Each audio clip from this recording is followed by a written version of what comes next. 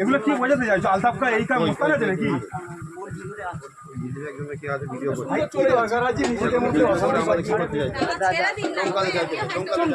এখন ভোটের দরকার হচ্ছে বলে সার্টিফিকেট দিচ্ছে, ওনার সার্টিফিকেট আমাদের প্রয়োজন নাই। তো শুভেন্দু অধিকারী থেকে শুরু করে সবাই মিষ্টি মিষ্টি কথা বলবে, কিন্তু আপনাদেরকে জানতে হবে একটা এমপিএমএল এর কাজটা কি।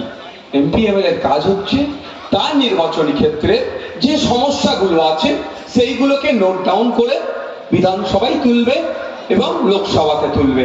সেটা কি হচ্ছে আপনাদের? হয় না।